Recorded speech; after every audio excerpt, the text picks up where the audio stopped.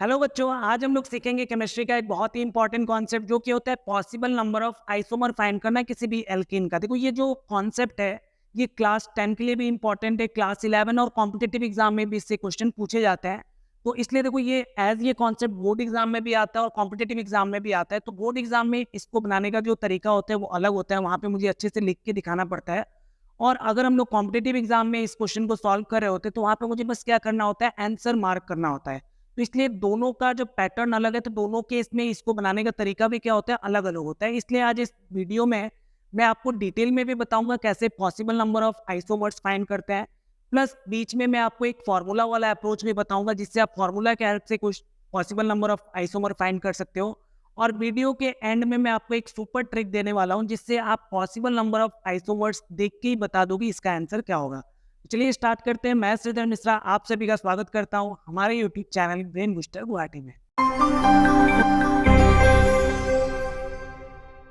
तो सबसे पहले हम लोग ये समझते हैं कि आइसोमर होता क्या है। तो जैसा देख रहे हो यहाँ पे डेफिनेशन में लिखा हुआ है कि isomer are the molecule with same molecular formula but different arrangement of atom. Different arrangement of atom को हम लोग बोल सकते हैं डिफरेंट स्ट्रक्चर।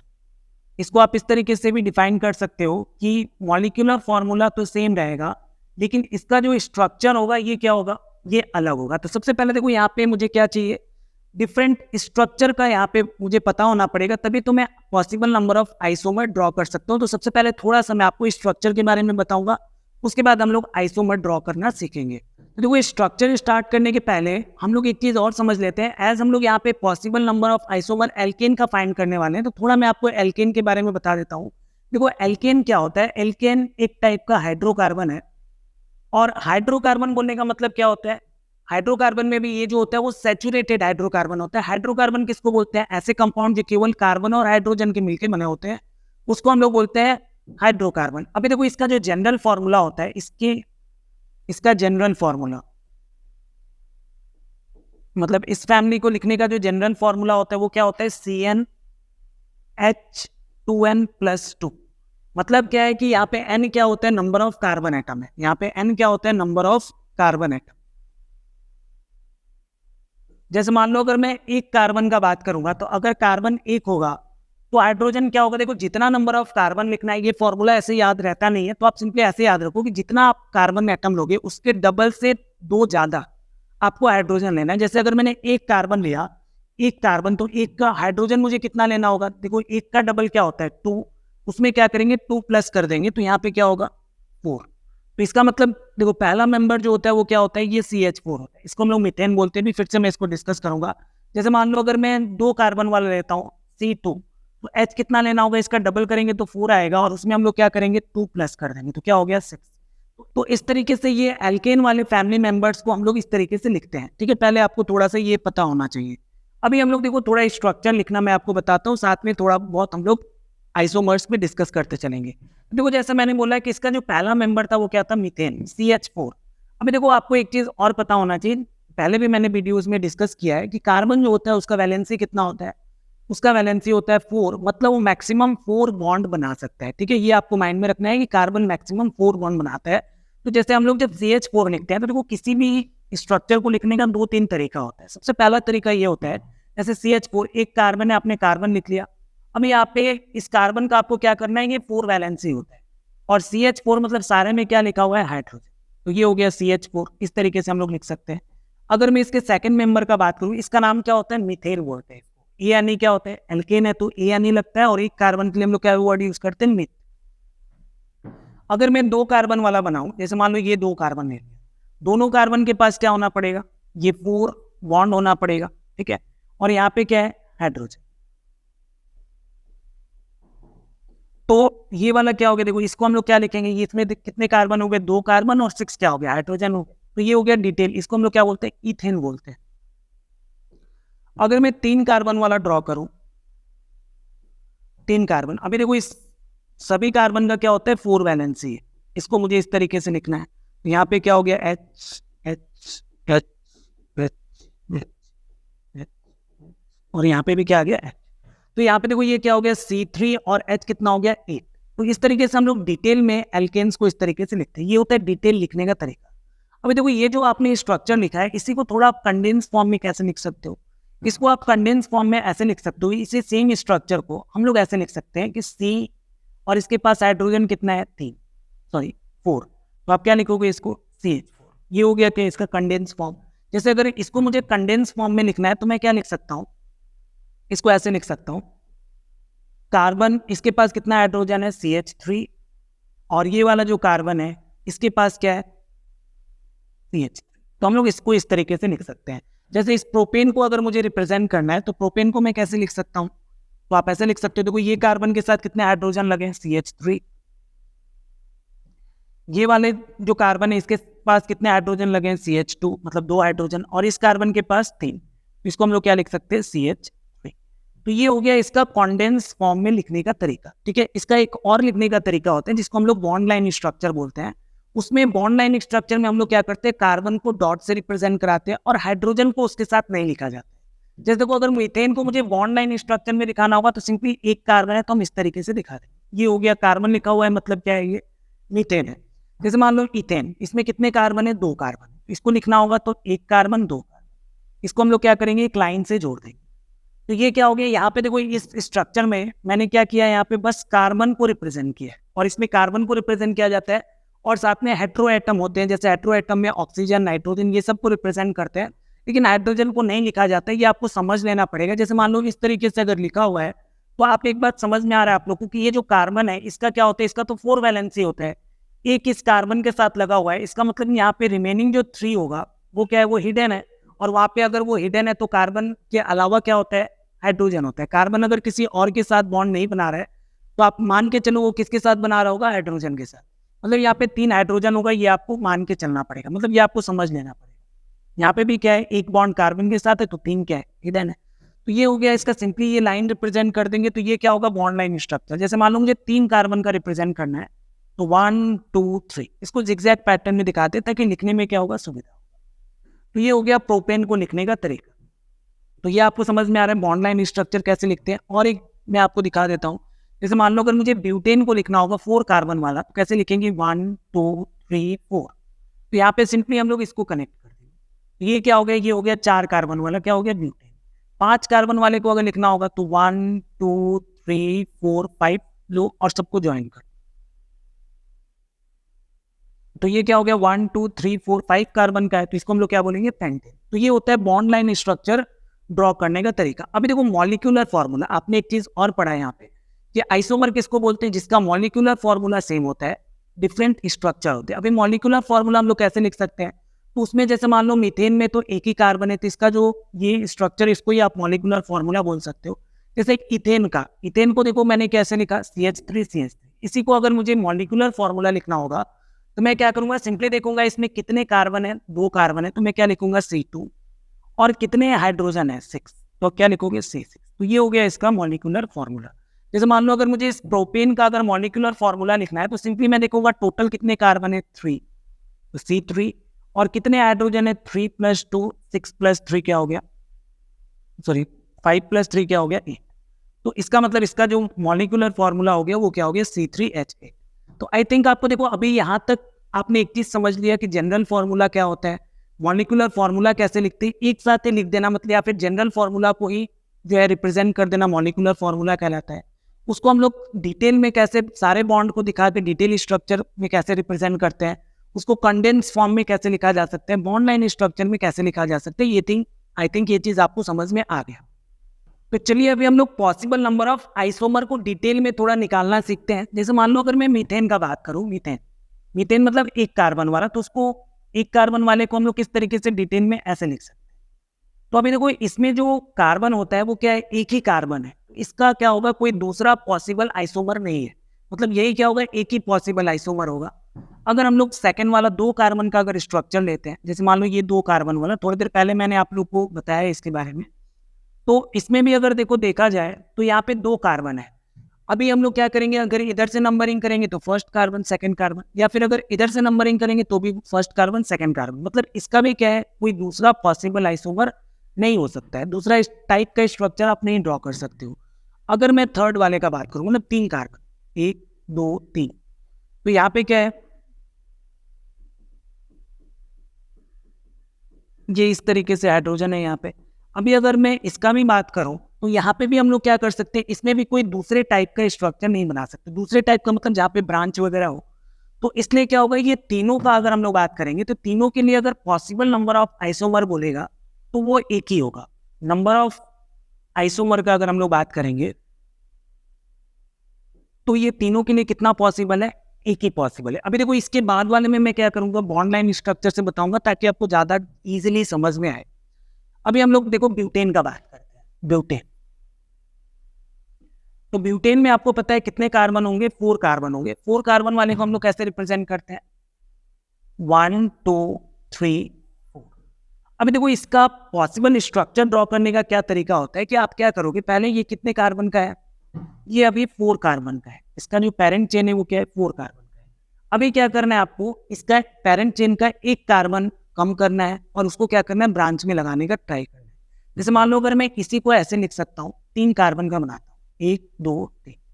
यहाँ पे क्या हो गया, ये 3 कार्बन का मैंने क्या बना दिया, एक पेरेंट चेन बना दिया। अभी जो एक कार्बन था उसको मैं क्या करूंगा, ब्रांच में लगा दूंगा। मतलब मान लो यहाँ पे मैंने एक कार्बन, ठीक है।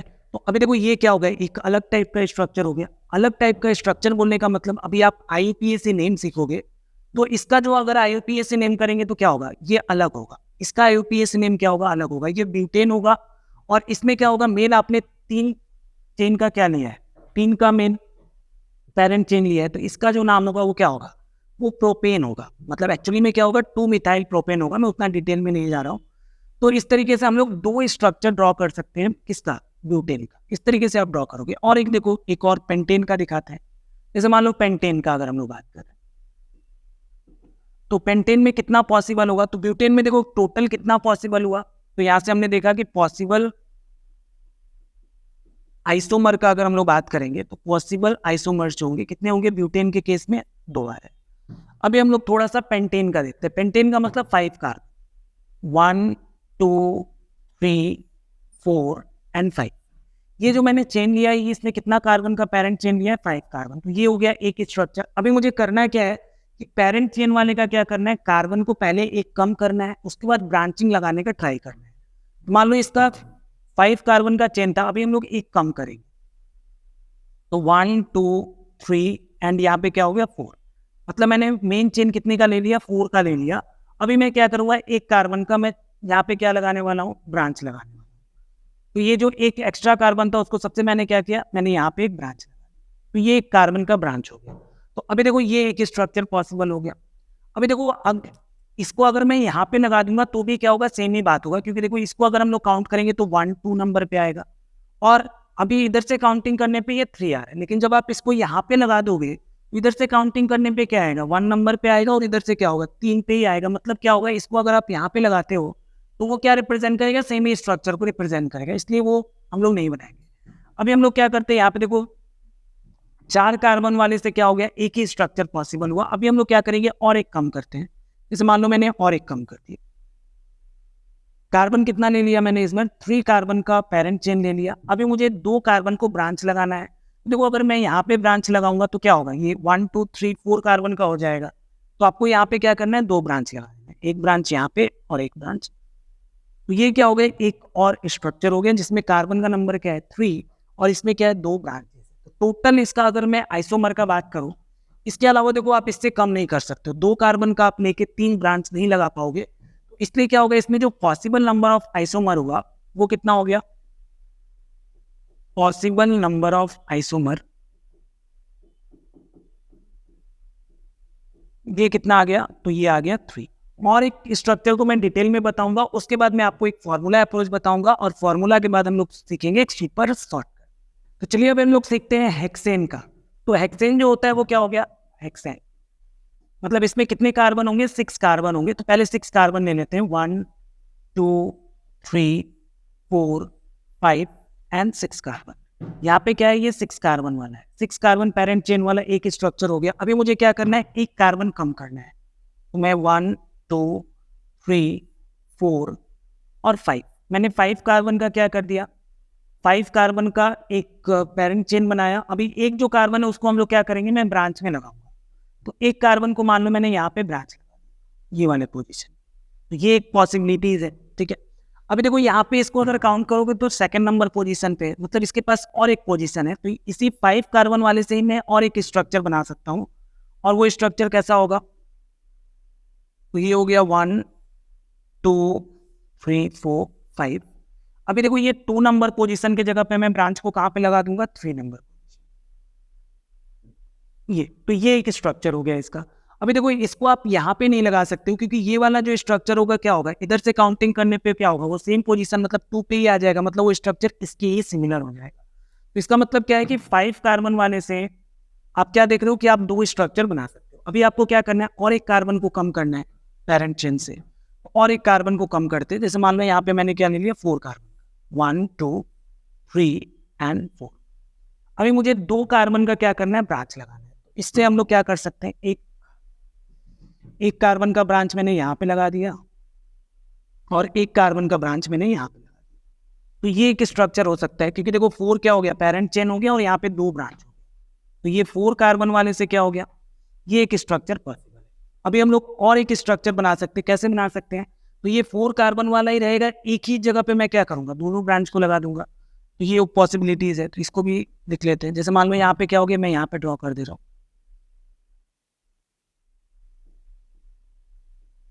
ये 4 कार्बन का हो गया, यहाँ पे 2 ब्रांच जो है उसको मैं सेम पोजीशन पे यहीं पे लगा दी, ये 2 ब्रांच। तो ये एक स्ट्रक्चर हो गया 4 कार्बन वाले पेरेंट चेन के साथ। क्योंकि देखो अभी इससे अगर आप सोच रहे होगे कि यहाँ पे अगर मैं दोनों को लगा दूं तो वो क्या होगा, फिर से इसी के तरीके से हो जाएगा, ये क्या होगा, सेम स्ट्रक्चर होगा। तो इसलिए क्या होगा, यहाँ पे हम लोग इस तरीके से जो 2 वाला है उसको एक ही जगह पे हम लोग प्लेस कर सकते हैं। अच्छा, अभी अगर हम लोग 3 कार्बन का अगर चेन लेंगे तो मेरे पास कितना कार्बन बचेगा, 3। और वो 3 कार्बन को हम लोग क्या कर सकते हैं, ब्रांचिंग में प्लेस नहीं कर पाएंगे। तो इसलिए इसमें जो पॉसिबिलिटीज मिला, टोटल कितना मिला, देखो 1 2 3 4 5। तो इसका पॉसिबल नंबर ऑफ आइसोमर जो मिला, पॉसिबल नंबर ऑफ आइसोमर, ये आ गया कितना है, 1 2 3 4 5, ये आ गया 5। तो इस तरीके से देखो मैंने 3 स्ट्रक्चर, ब्यूटेन का, पेंटेन का, हेक्सेन का आपको डिटेल में बताया। अभी हम लोग सीखेंगे कॉम्पिटिटिव एग्जाम के अप्रोच से, मतलब फॉर्मूला के हेल्प से कैसे बना सकते, उसके बाद एक सुपर। तो अभी हम लोग देखो फॉर्मूला अप्रोच में आपको बताता हूँ, ये लास्ट में मैं इसको डिस्कस करूंगा। देखो 1 से लेके 7 कार्बन तक, 1 to 7 कार्बन, इसके लिए आपको एक फॉर्मूला यूज करना है, 2 to the power of n-4 + 1। इससे क्या मिलेगा आपको, पॉसिबल नंबर ऑफ आइसोमर मिलेगा। जैसे देखो अगर मैं मीथेन का बात करूंगा, मीथेन, अभी यहाँ पे n क्या था, तो n जो था वो क्या था, number of carbon, number of carbon. देखो मीथेन में कितना कार्बन होता है, एक। इसका फॉर्मूला हम लोग कैसे लिखते थे, CH4 करके लिखते थे।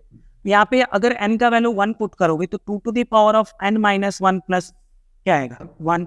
तो ये टर्म क्या हो जाएगा, नेगेटिव, और नेगेटिव टर्म को हम लोग को इग्नोर कर देना है। मतलब यहाँ पे क्या मिलेगा, मुझे टोटल 1 ही मिलेगा। तो आपने क्या देखा था, मीथेन में क्या था, एक ही पॉसिबिलिटीज था। मैं फिर से आपको दिखा दूंगा।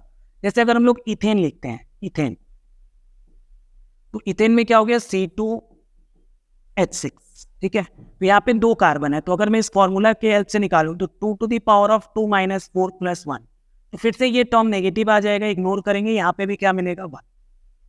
अगर हम लोग थर्ड, अगर प्रोपेन का बात करें, डायरेक्ट मैं फॉर्मूला लिख रहा हूँ, C3H8, तो इसमें कार्बन 3 है। अगर मैं पुट करूंगा 2 to the power of 3 - 4 + 1, फिर से ये टर्म नेगेटिव आएगा। मतलब इसका भी क्या था, एक ही पॉसिबिलिटीज था आइसोमर का। अगर हम लोग ब्यूटेन का बात करें, मतलब C4H10, यहाँ पे अगर करेंगे तो क्या होगा, 2 to the power of 4 - 4 + 1। तो देखो ये क्या हो जाएगा, 2 to the power of 0 + 1, और किसी का पावर 0 क्या होता है, 1। तो 1 + 1 यहाँ से क्या मिला, 2। इसलिए देखो आपने क्या देखा था, ब्यूटेन में आपको कितना मिला था, 2 पॉसिबल आइसोमर मिला था। मैं आपको बैक करके दिखा दे रहा हूँ एक बार। देखो यहाँ पे हमने फर्स्ट 3, मीथेन, इथेन और प्रोपेन, इसके लिए कितना था, 1 था। लेकिन जब हमने ब्यूटेन का ड्रॉ किया था तो मुझे कितना पॉसिबल आइसोमर मिला था, 2। अब ये पेंटेन वाले को देखो, पेंटेन में कितना मिला था, 3 मिला था। इसको अगर मैं फॉर्मूला से बनाता, 2 to the power of n-4 + 1 करता, तो यहाँ पे क्या मिलता है, 2 to the power of n के जगह पे 5 - 4 + 1। तो क्या होता है, ये 2 to the power of 1 + 1, तो ये आ जाता है 2 + 1 कितना आता है 3। तो देखो यहाँ पे कितना मिला था 3। इस तरीके से फॉर्मूला से आराम से आप कर सकते हो। जैसे ये एक्सएन वाले का भी फॉर्मूला यूज करके देख लेते हैं। अगर एक्सएन वाले में फॉर्मूला यूज करेंगे तो क्या होगा 2 to the power of 6 minus 4 plus 1। यहाँ पे क्या आएगा 2 का square plus 1, 2 square is 4 plus 1, तो टोटल कितना मिला था यहाँ पे 5। देखो यहाँ पे कितना मिला है 5। 6 वाले का भी आप देख सकते हो। 6 वाले का तो हमने देख ही लिया। 7 वाले का अगर मैं फाइंड करूँ, मैं नेक्स्ट पेज में बता दे रहा हूँ। जैसे अगर 7 कार्बन है, C7H क्या होगा यहाँ पे 16 होगा। तो यहाँ पे कितना पॉसिबल आइसोमर मिलेगा, तो 2 to the power of 7 minus 4 plus 1। तो ये कितना हो गया 2 to the power of 3 plus 1। ये क्या हो गया 8 प्लस 1, मतलब टोटल कितना मिलेगा 9। तो ये 1 से लेके 7 तक का क्या था, ये एक ही फॉर्मूला से काम चल जाता है। क्या फॉर्मूला होता है 2 to the power of n minus 4 plus 1। इससे आप आराम से सबका possible number of isomer direct निकाल सकते हो। और देखो अगर आपको पहले से पता होगा कि इसका कितना पॉसिबल आइसोमर आने वाला है, तो उसका स्ट्रक्चर ड्रॉ करने में आपको ज़्यादा दिमाग नहीं लगाना पड़ेगा। लेकिन अगर शुरू से आप सोच के बनाना स्टार्ट करोगे स्ट्रक्चर, तो प्रॉब्लम होता है। तो इसलिए ये फॉर्मूला काम का है। तो अभी देखो अगर 8 कार्बन का बात करें, 1 से लेके 7 तक का एक फॉर्मूला था। अगर 8 कार्बन जैसे C8H क्या होगा, इसका डबल करेंगे 16 प्लस 2 18। इसके लिए अगर 8 कार्बन वाला अगर आपको पूछा जाए तो फॉर्मूला में थोड़ा चेंज आता है। 2 to the power of n minus 4 तो रहता ही है, साथ में यहाँ पे इस बार हम लोग क्या करेंगे प्लस 2 करेंगे। देखो इसको सॉल्व कर लेंगे। 2 का पावर मान लो 8 माइनस 4, 8 माइनस 4 प्लस 2। ये क्या हो गया 2 का पावर 4 प्लस 2। 2 का पावर 4 कितना होता है 2 इंटू 2 इंटू 2 इंटू 2, ये आता है 16 प्लस 2। तो यहाँ से कितना आ जाएगा 8। तो ये हो गया 8 वाले का। अगर हम लोग 9 कार्बन का बात करें, मतलब C9H क्या होगा डबल से 2 ज़्यादा 20। तो इसके लिए क्या होगा फॉर्मूला जैसे पहला वाला टर्म सेम ही रखेंगे, बस यहाँ पे क्या होगा, यहाँ पे 2 था, यहाँ पे क्या हो गया 3। देखो 7 तक क्या था 1 प्लस किया, 8 आने से क्या हो गया 2 प्लस कर दिए, 9 आने से 3 प्लस कर दिए। तो यहाँ पे क्या हो गया, अगर मैं इसका बात करूँ तो ये क्या होगा 2 to the power of 9 minus 4 plus 3, मतलब 2 to the power of 5 plus 3। 2 का पावर 5 होता है 32 प्लस 3, कितना आ जाएगा ये 35। और देखो ये नोनेन वाला जो है ये बहुत इंपॉर्टेंट है 35। इसको अगर आप लोग याद कर लोगे तो जो मैं अभी आपको सुपर ट्रिक बताने वाला हूँ वो आपको बहुत ही आसानी से हो जाएगा। चलो एक 10 वाला भी कर लेते। 10 वाला 10 तक ऐसे पूछता नहीं है, फिर भी आप लोग 10 तक याद रख सकते हो। C10H20। तो अगर 10 कार्बन है तो थोड़ा सा चेंज होगा, पहला वाला टर्म सेम रहने वाला है। यहाँ पे क्या करेंगे, जैसे वहाँ पे 2 3 था, बस यहाँ पे याद रखना आपको 11। ठीक है, ये हो गया 2 का पावर 10 माइनस 4 प्लस 11। 2 का पावर कितना हो जाएगा 6 प्लस 11। 2 का पावर 6 कितना होता है, देखो 2 का पावर 5 होता है 32। 32 को अगर डबल कर लेंगे तो क्या होगा 64 प्लस 11, तो ये आ जाएगा 75। तो ये होता है 10 कार्बन तक का। मैक्सिमम आपको 10 कार्बन तक पता रखो, उसी में काम आपका बन जाएगा। तो आई थिंक ये फॉर्मूला वाला अप्रोच भी आपको अच्छे से समझ में आ गया। अब बारी है सुपर शॉर्टकट का, उसको देखना, वो आप देखने के बाद आपको मजा आ जाएगा। तो चलिए अभी दिखाते हैं आपको सुपर शॉर्टकट क्या था इस सारे का मैक्सिमम पॉसिबल आइसोमर फाइंड करने का। तो उसके लिए बस आपको याद रखना है, देखो ये 9 वाला नोनेन वाला स्ट्रक्चर आप लोग याद रखो कितना होता है। इसमें कितना मिला था आपको 35 मिला, ये आपको याद रखना है।